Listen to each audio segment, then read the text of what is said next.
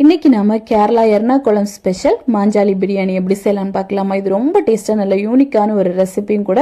So கண்டிப்பா நீங்க எல்லாருமே ட்ரை பண்ணி பார்க்கலாம். சிக்கன் எல்லாம் ரொம்ப ஜூஸியா வந்து இருக்கும். சரி, இது எப்படி பண்ணலாம்னு பார்க்கலாமா. இது பண்றதுக்காக ஒரு பவுல் 1/2 கிலோ சிக்கன், இது கூடவே மிளகாய் தூள், அப்புறமா மஞ்சள் தூள், சிக்கன் மசாலா, உப்பு, 3 டேபிள் ஸ்பூன் அளவுக்கு தயிர் சேர்த்து நல்லா மிக்ஸ் பண்ணி ஃபர்ஸ்ட் இதை மாத்தி வச்சிடலாம்.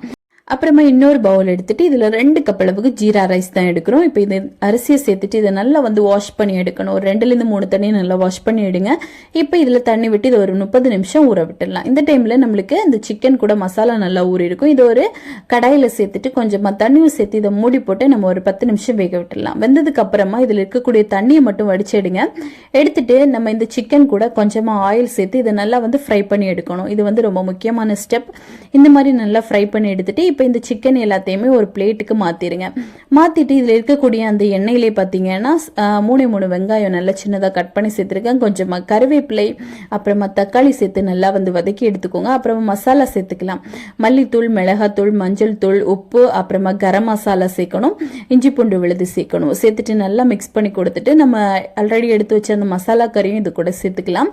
சேர்த்துட்டு கடைசியா கொஞ்சம் சிக்கன் 65 மசாலாவும் ஒரு 1/2 டேபிள் ஸ்பூன் சேர்த்துட்டு இது கூட பொரிச்சு வச்சிருக்கேன் சிக்கனையும் சேர்த்து நல்லா வந்து மிக்ஸ் பண்ணி கொடுங்க. மிக்ஸ் பண்ணி கொடுத்துட்டு மூடி போட்டு வேக விட்டுடலாம். இந்த டைம்ல நம்ம வந்து ரைஸ் ரெடி பண்ணிக்கலாம். இதுக்காக ஒரு பவுல்ல கொஞ்சமா எண்ணெய் சேர்த்துட்டு நம்ம வந்து வெங்காயத்தை ஃபர்ஸ்ட் நல்லா கோல்டன் கலர்ல வறுத்தெடுக்கணும். அப்புறமா இதிலே பட்டை, கிராம்பு, ஏலக்காய், மராத்தி மூக்கு, ஸ்டார் அனாசி, பூண்டு எல்லாம் சேர்த்து நல்லா வந்து மிக்ஸ் பண்ணிட்டு இதுல வந்து தண்ணி சேர்த்துக்கலாம். 3 கப் தண்ணி, தேவையான அளவுக்கு உப்பு போட்டு இப்ப தண்ணி நல்லா கொதிச்சு வந்ததும் நம்ம வந்து ரைஸை சேர்க்க போறோம். ரைஸை சேர்த்துட்டு இதையும் நல்லா வந்து மூடி வச்சு நம்ம வந்து கிட்டத்தட்ட ஒரு 10 நிமிஷம் நல்லா வேக வைக்கணும். இப்போ இது நல்லா வந்துட்டு இருக்க டைம்ல சிக்கன் பாத்தீங்க அப்படின்னா நல்ல குழைவா சூப்பரா வந்திருக்கும்.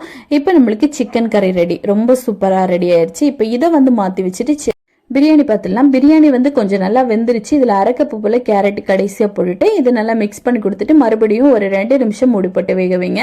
ரொம்ப சூப்பரா நம்மளுக்கு வந்து இப்போ பிரியாணியும் ரெடி. அவ்வளவுதான். இனிமே இதை சர்வ் பண்ண வேண்டிய வேலை மட்டும்தான். இதுக்காக ஒரு பவுல்ல கொஞ்சமா நெய் சேர்த்துட்டு ஃபர்ஸ்ட் ரெடி பண்ணி வச்சிருக்கேன் அந்த வெங்காயத்தை சேர்த்துக்கோங்க. கொஞ்சமா கருவேப்பிலையோ இல்ல கொத்தமல்லியோ சேர்த்துட்டு நம்ம வந்து சாதம் வச்சு இதை நல்லா வந்து அப்படியே அழுத்தி விட்டுக்கலாம். இப்போ ஒரு பவுல்ல அப்படியே தட்டுனீங்க அப்படின்னா சூப்பரா ரெடி ஆயிரும். இது கூட நம்ம சிக்கன் வச்சு சர்வ் பண்ணோம் அப்படின்னா ரொம்ப டேஸ்டா இருக்கும்.